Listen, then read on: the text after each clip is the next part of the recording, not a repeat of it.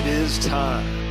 It is time to brew your best beer.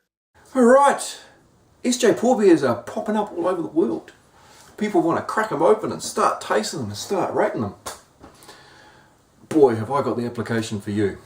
Okay, this is just a quick little demo, a little screencast of the scoring online for the SJPORR challenge.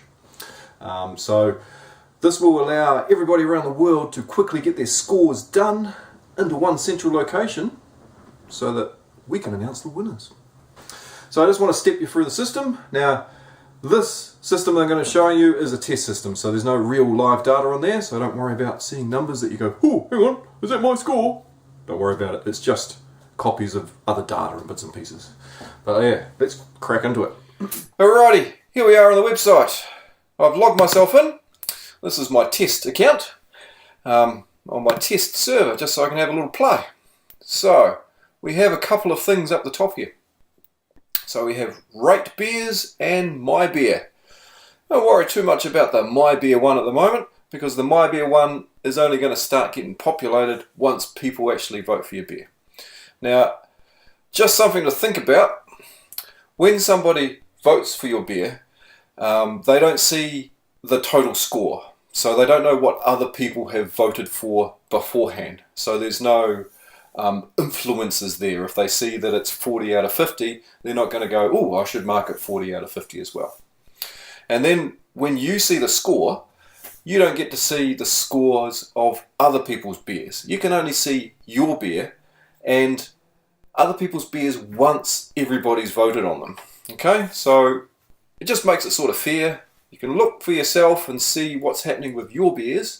And when you do your voting, you can't sort of tell who is the beer that's winning. So you can't sort of push a beer up or pull a beer down or anything like that. There's no sort of influencing in the voting. But what we want is we want Rate Beers. So this is where you're going to come to. Bong! Rate Beers. There's some instructions. Blah, blah, blah, blah. Read the instructions or just follow this helpful video. Okay, it is split up into a couple of panels here. Now remember, we're sort of playing with BJCP style guidelines. So that's the learning feature of this challenge, is to learn a little bit about BJCP style guidelines. So the form is broken up into the same components with the same scoring quantities as the BJCP score sheet, i.e. it's out of 50, getting a possible maximum of 12 for the aroma, a maximum of 3 for the appearance, a maximum of 20 for the flavour, 5 for the mouthfeel, and 10 for overall. Now, there's some little comments in here that you can read. Comment on the malt and the hops and the esters, so this is just to help you think about what it is that you're meant to be writing a note about. If you want to write a note, that is, of course. It's not mandatory to write a note about it, but it's helpful because this information is going to go back to the brewer. Also, we have a list of off flavours. Now these are as they are described on a BJCP score sheet. So you go astringent, you can go, oh, it's puckering. Okay, right, so it's astringent, check, and you can mark it as an off flavour. Don't feel ashamed about saying that there's an off flavour. Learning about your beer is the most valuable information ever. So be honest. If you think that there's an off flavour in there, and if you detect it as an off flavour, even if you're not quite sure, mark it in, because it gives us an indication of, oh, maybe somebody's getting an astringent flavour or a diacetyl flavour out of this. Okay, I need to adjust my brewing somewhat. It's not necessarily going to affect your overall score, because your score over here is sort of separate, but it's going to give you some information, some really valuable feedback. Alright, there is a list of all the beers that are in your hub. Okay, as I said, this is just a short cut down list. The ones that are in the red are the ones that have not been voted on. So if you click on one of them, boom, it appears over here and it's time to vote on it.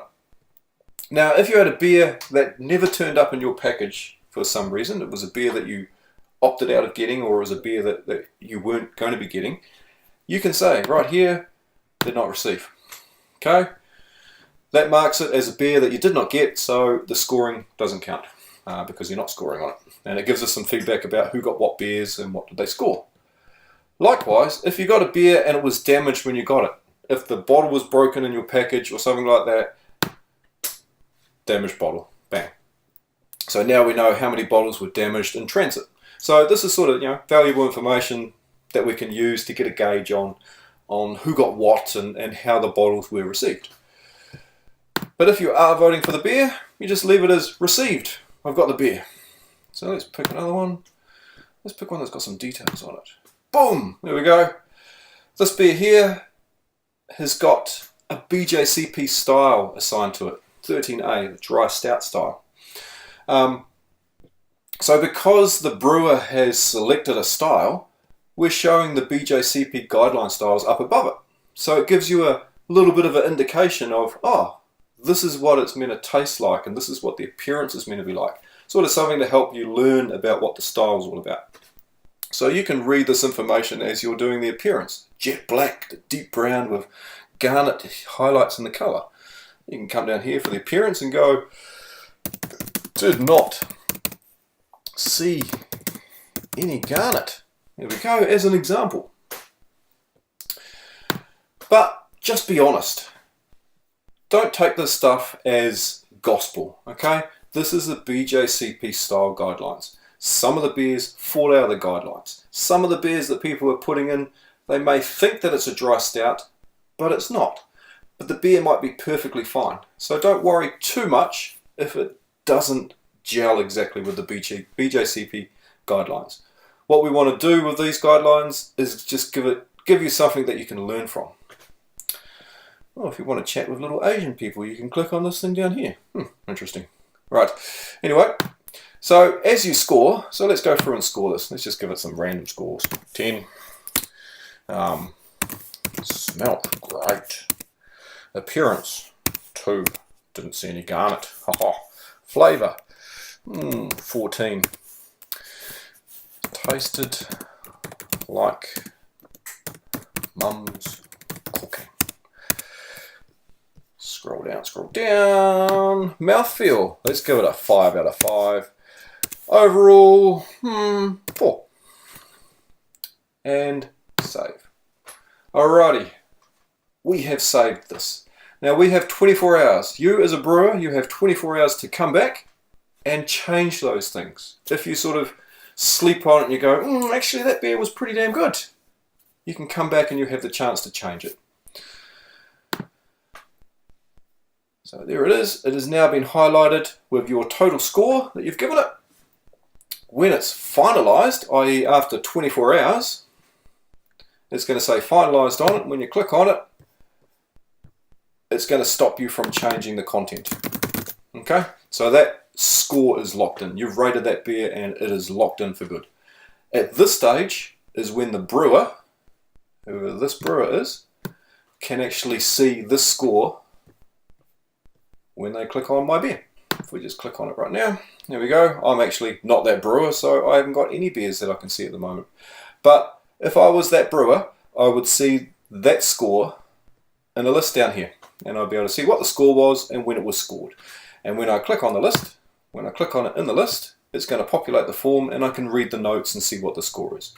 I don't know who scored it. That information is hidden in the back end of the database. We're not really showing that information. It's not important who scored your beer. It's important what the score was and what that person felt about your beer. Anyway, back on our rate beers. That's it. Simple, easy peasy. You just go through your list, you pick a bottle out, you go, that's number ZA031NZ. Click on it, come over here, enter in your details, or enter in your score, click save. Now, what about if you want to take this beer and drink it in the garage and your computer doesn't go that far? Well, all you need to do is go File, Print, ta-da! And you can print out a score sheet.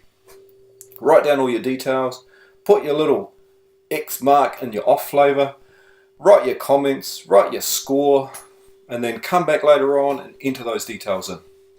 If you do print it off, just remember to come back as soon as you can and enter in those details, because as you're entering them back in, still be fresh in your memory, and you might sort of tweak the description a little bit more. And it's also nice to give the feedback back to the brewer at the end of the day. But anyway, that is the scoring system. Once you get your beers, have a play. Now remember, once those scores are in and they're finalised, they're finalised. So let's get voting. Alrighty, that's the voting side of the SJPORR Challenge. Get your beers, jump online, log yourself in, you'll see your list of beers there that you can vote from. Vote away. Cheers, have yourself another one.